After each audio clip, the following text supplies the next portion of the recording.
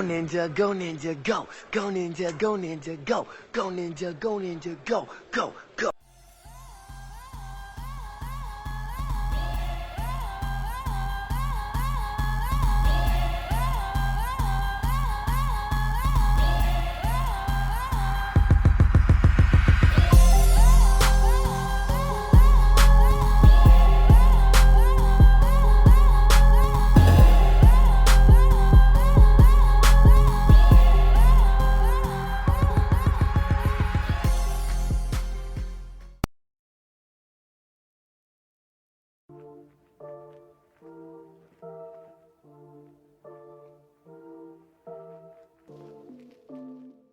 Alright guys, so I'm out here in my workstation now, and I'm gonna show you guys how to make a custom rod. Well, I'm gonna record the process while I'm doing it, so let's see how it goes. I started marking with the stencil, and mark the bottom,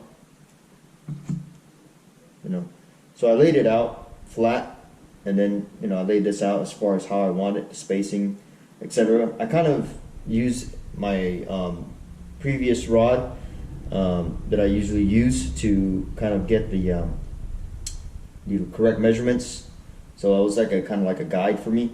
But first off, we got to work on it and get the grip on here first, and then once we get the grip on there, we'll be able to go ahead and move on forward with the putting on the guides and getting it straight. But first things first, no skipping steps. Let's get to it.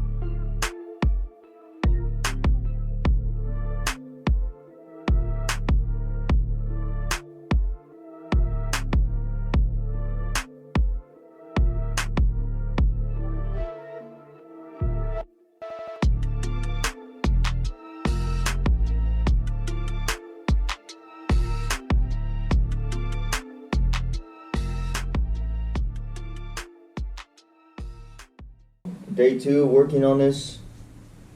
I didn't get to record the wrap because I got frustrated, but now I got it done, and I'm going to be showing you guys here, so let's take a look. Okay, so far I got the handle on, the butts on, the wind check here, and then the rear seat grip, the seat itself, and then again I didn't put the foregrip because I like it this style right here. So that's the wrap there. So that's how it looks. The guys are pretty straight already. I'm gonna have to readjust a little bit while I put the epoxy on. But so far so good.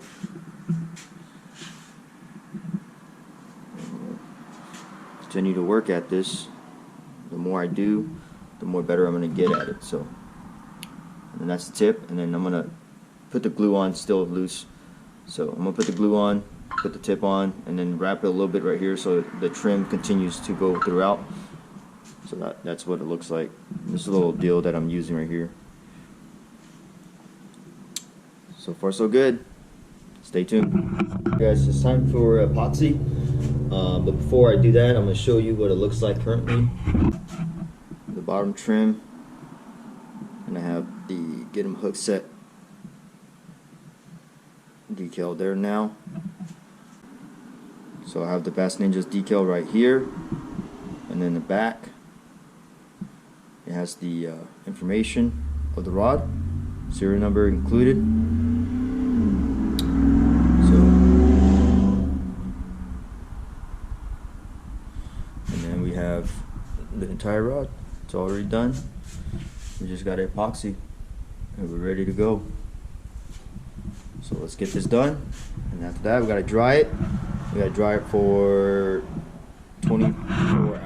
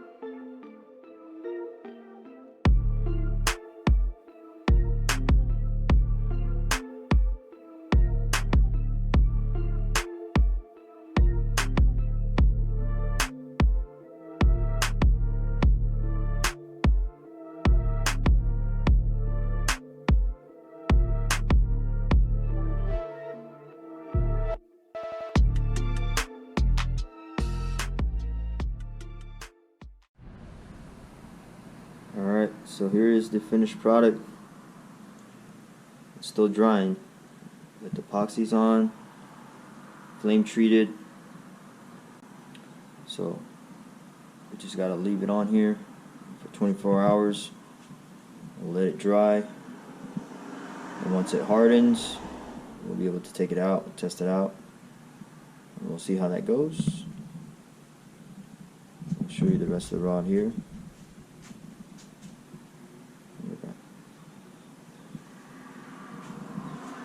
Got that black on gold trim.